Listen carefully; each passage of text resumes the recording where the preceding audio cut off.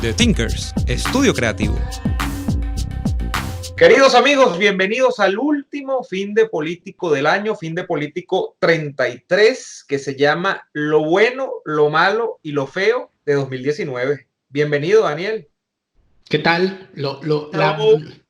Mira, antes de arrancar con el fin de político, la mejor bienvenida. La mejor bienvenida y la mejor despedida de año es con la gente de Vinostrum. Vinostrum nos ha unido a Neomar y a mí en un solo corazón. En la pasión del turrón turrón. Albert Adrià. El turrón de la gente de Torrons Vicens. Y este es un turrón que no le gusta a Neomar, no le va a gustar. Turrón de Gin Tonic. Mira, voy. Trufa de Gin Maria, la lima y chocolate con fizzy. Esta es una cosa, bueno, yo le he dado ya rolo y rolete, porque aquí ha sido, bueno, de verdad como un pedacito nada más, porque ya tengo peso de conciencia. Ya es una cosa, sí. Es que mira, como lo dice aquí, mientras tú vas ahí, voy a escribir el turrón. Esto es primera vez en la vida que yo veo, esto es un turrón de gin tonic y esencialmente huele a ginebra, a eso, con esa nota de limón que tiene el gin tonic, por supuesto. Tiene su amargor de la conchita de limón y además tiene, y la base es chocolate blanco, ¿no? Y además tiene unas sorpresitas a medida que tú vas descubriendo la estructura del turrón, que es como caramelo, tiene unos pequeños cristales de caramelo. Delicioso. Bueno, gracias a la gente de Vinostrum. Así es, gracias a Fran, a la gente de Vinostrum. Los regalos que nos han hecho llegar Cataluña. Tanto a Neomar como a mí están en Cataluña, están en Madrid y por supuesto síganlos en sus redes sociales @vinostrum53 y hacen envíos a todas partes del mundo. Así que para los que estén en cualquier parte y quieran los turrones, los vinos, Vinostrum. Vinostrum, así es. Lo bueno, vamos a comenzar con lo bueno. Yo voy a ir diciendo, son tres cosas hoy. Lo bueno, lo malo y lo feo. Esto es como un resumen, un sumario del 2019. Voy a decir lo bueno y la gente se va a caer para atrás. ¿Cuál fue el momento bueno del año para mí? Después dices tú el tuyo, Daniel.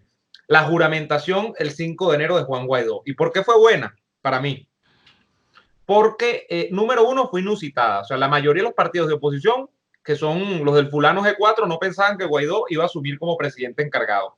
Número dos, revitalizó a la gente, aunque esto fue un arma de doble filo porque luego muchas de esas esperanzas se frustraron en el camino. Mucha gente quedó como pajarito en grama cuando vio que mucha de la retórica era solo eso, retórica. Pero como que se remoralizó la gente a principios de año y creyó que era posible el cambio político en Venezuela. Eso fue lo bueno que tuvo para mí la juramentación de Juan Guaidó a principio de año. Pero no crean que soy del todo generoso, más adelante voy a decir lo malo y lo feo. ¿Cuál fue el momento bueno para ti de 2019, Daniel, políticamente?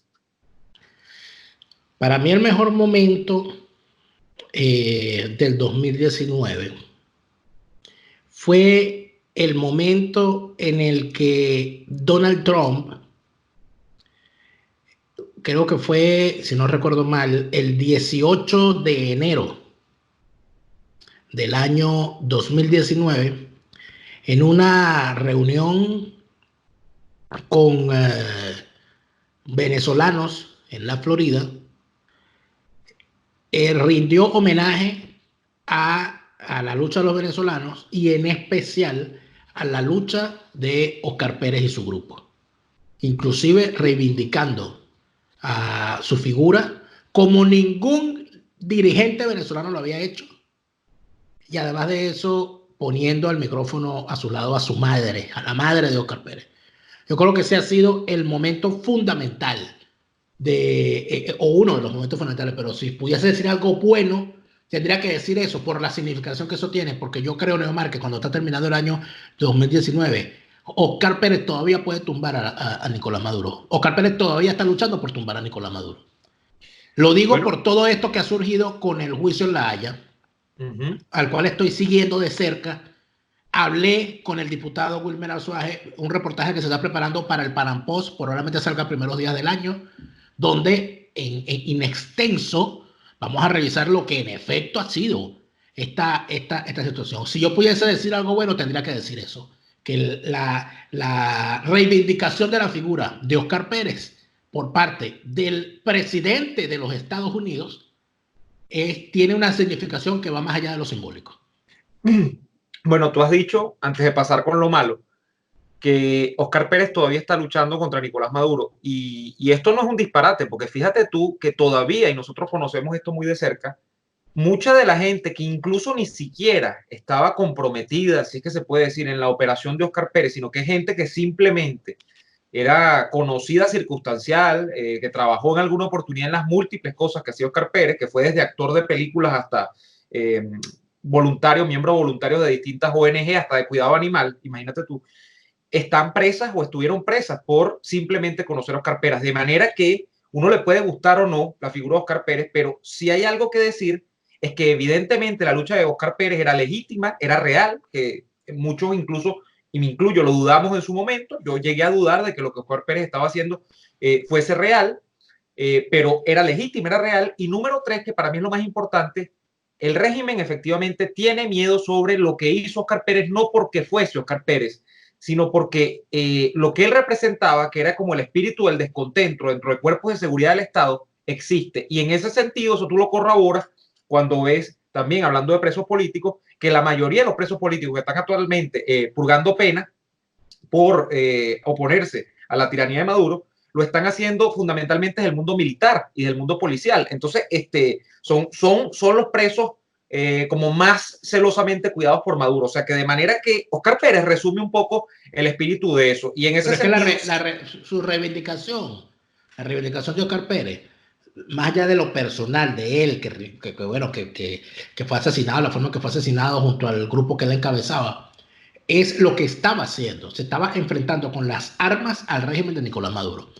O sea, el reconocer eso como valedero, o sea, evidentemente reivindica la lucha armada contra el régimen de Nicolás Maduro. así Yo creo que haber hecho esa reivindicación desde los Estados Unidos es un mensaje claro de cuál es el fundamento, cuál debería ser el fundamento de una lucha contra Nicolás Maduro. Yo creo que eso fue importantísimo y no podía dejar, sinceramente, de mencionarlo. muy bien, pasamos a lo malo, lo no tan agradable del año 2019.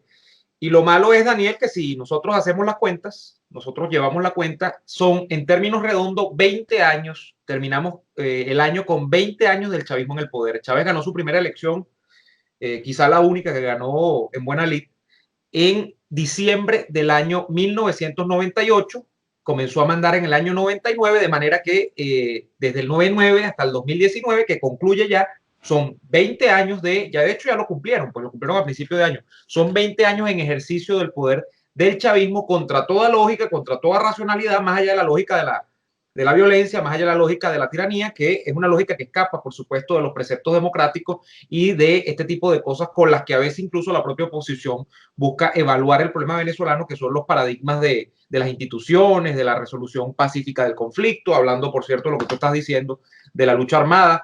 Son 20 años de chavismo ya y no hay, o sea, o sea, por supuesto que uno tiene la fe, tiene el aliento de que esto cambie, pero ahorita a la mano pensar en que hay un indicio claro de que, por ejemplo, Maduro en enero o en febrero va a salir del poder, no está a la mano justamente ese indicio. Sin embargo, yo, como ustedes saben, soy más que optimista, soy proactivo.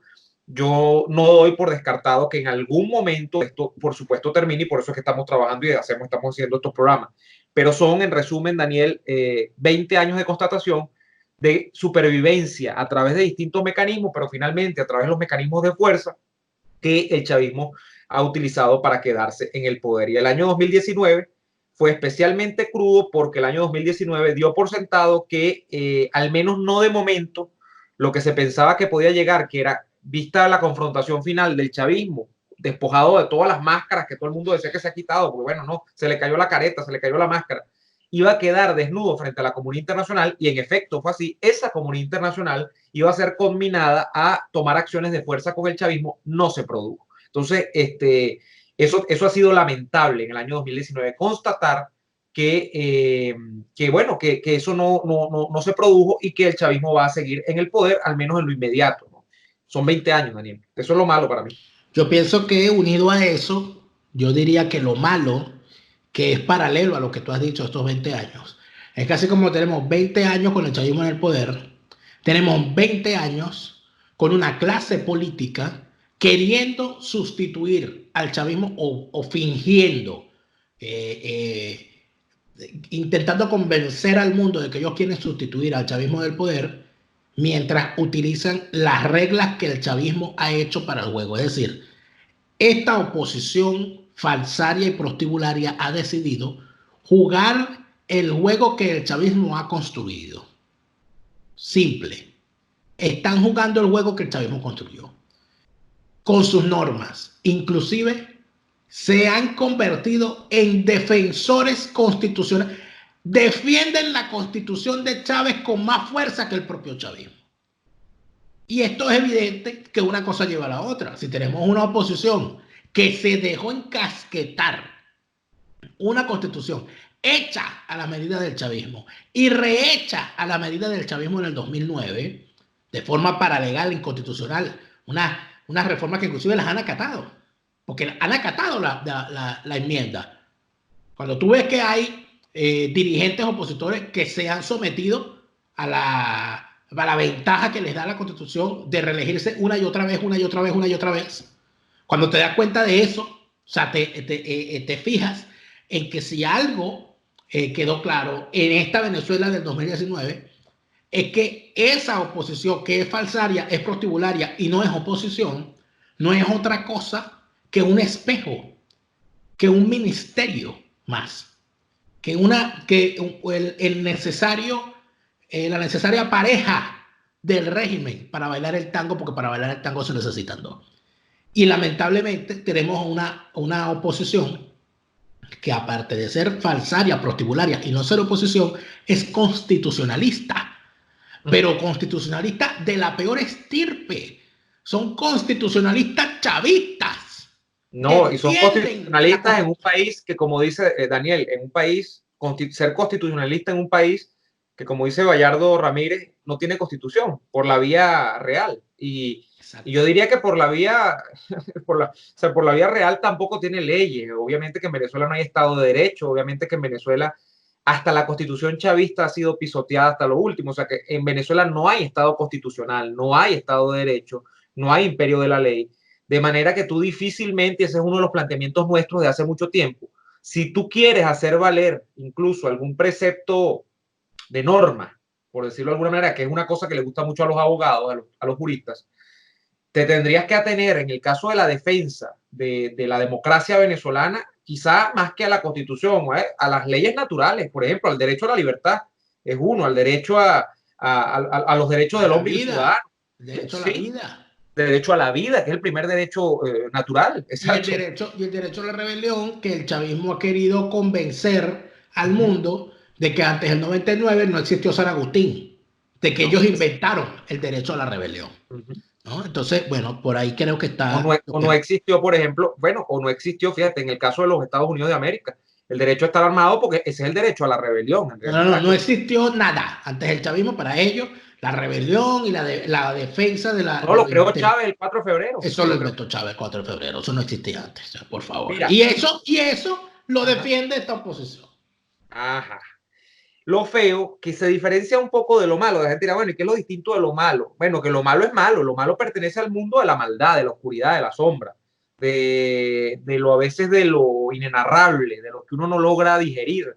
Pero lo feo es cuando tú esperas algo que ocurra algo y ese algo te decepciona. Yo con lo feo me empato un poco en tu comentario de la necesaria pareja y de la oposición, de ciertos sectores de la oposición. Lo feo fue para mí esos sectores de oposición que agarraron del plano retórico una especie de discurso en el que sí, que iban a llegar hasta las últimas consecuencias y en el fondo no llegaron a ninguna últimas consecuencias en el año 2019, donde, por ejemplo, va a ocurrir la entrada de la ayuda humanitaria sí o sí, y no entró. Ok, yo entiendo que no entre, pero la consecuencia de que no entre y te quedabas allí, de que iba a conquistarse la base aérea de La Carlota, y esto se queda más que en una conquista, la base aérea de La Carlota, en un paseo por el distribuidor Altamira, la autopista Francisco Fajardo, de que se iba a construir una vía donde no se iba a dialogar más con el régimen, y aparece Oslo y Barbados en el camino, y a final de cuentas donde esa posición nacional yo no sé si por reacción, por reflejo o porque, bueno, los juegos del poder son así, en los actores internacionales se reproduce con aquello de que, ¿te acuerdas? Todas las opciones están sobre la mesa y terminamos el año 2019 constatando que no todas las opciones están sobre la mesa, porque hablar de un amplio abanico de opciones te implica per se que la opción de fuerza es una y la intervención militar internacional es una, y esa opción no parece estar sobre la mesa. De hecho, tú hacías un juego de palabras que no era un juego de palabras, creo que a lo largo del año, donde hablabas de que una de las opciones era no hacer nada. Y creo que no es lo que está ocurriendo, pero por allí van los tiros. O sea, no es que no hacer nada, pero no en el sentido. Por lo menos ese no hacer nada de lo que uno esperaba que llegara a escalar esto, que era a través de medidas de construcción de una amenaza real, sí, desde el punto de vista militar quizá, desde el punto de vista de un cerco diplomático con mayor ahínco que no se ha producido, porque recordemos, siempre lo hemos dicho en este tipo de programas, que aún persiste una extraña dualidad en muchos países donde la representación diplomática de Maduro sigue teniendo cabida, aun cuando dicen reconocer como presidente interino a Juan Guaidó, de manera que no todas las opciones han estado sobre la mesa, y para mí, Daniel, eso ha sido muy decepcionante desde dentro y desde fuera. Ojo, le estoy poniendo, y no es que le estoy cargando las tintas a Trump completo, pero estoy poniendo parte de la responsabilidad del tema venezolano, que es de los venezolanos, también a la política internacional de muchos países que parecen no estar todavía convencidos de que Venezuela es la amenaza que realmente es, ¿no? Entonces, eso fue lo feo para mí del año 2019. Bueno, para mí lo feo del año 2019 fue constatar que, o confirmar, y yo creo que quizás no necesitábamos el 2019 para darnos cuenta, pero creo que el 2019 sirvió para que se enterara quien no se había enterado, que Venezuela sigue siendo el país donde los militares son el árbitro. Y al árbitro, tú en un juego de fútbol, tú puedes sacar al arquero, puedes sacar a los delanteros, puedes sacar inclusive hasta el director técnico, pero no puedes sacar al árbitro. Y nosotros estamos en esa. Nosotros estamos en esa. Venezuela se entregó desde el momento de su nacimiento a los brazos del hombre armado, el hombre de armas, para quitarse de encima un problema que era la resolución de los conflictos internos de la sociedad. Bueno, que decide el árbitro.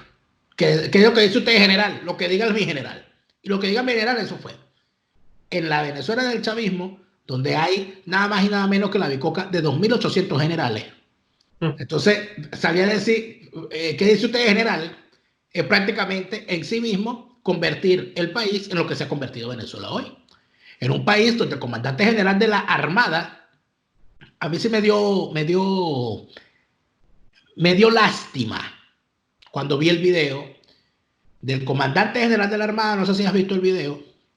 El comandante general de la Armada llegando a una instalación de la fuerza que él comanda, y dos muchachas soldados no lo reconocían. Y el señor estaba indignado y le decía a la muchacha: usted no tiene la foto de la cadena de mando de la cadena de mando en su barco. ¿Cómo usted que no sabe quién soy yo? Y el tipo indignado, él mismo grabándolo con el celular. ¡Qué capo! Y diciéndole a la otra muchacha, que a mí de verdad me pareció, bueno, es que, bueno, ¿qué se puede esperar de estas lácaras? Diciéndole: ¿y usted por qué carga ese uniforme así como un rancho? Entonces, ¿y usted tampoco sabe quién soy yo? No, mi comandante, no, mi almirante, no sabía quién es. Yo no entiendo. Él mismo lo grabó. Entonces llegan unos superiores, unos oficiales superiores, y entonces él le pregunta: el coronel, ¿quién soy yo? O sea, usted es el comandante de la Armada. O sea, yo soy el comandante de la Armada. Cuando tú llegas a eso en un país donde hay 2.800 generales, almirantes, vicealmirantes, contraalmirantes, no pela una guerra ni uno, recontraalmirante del recontra, ¿verdad?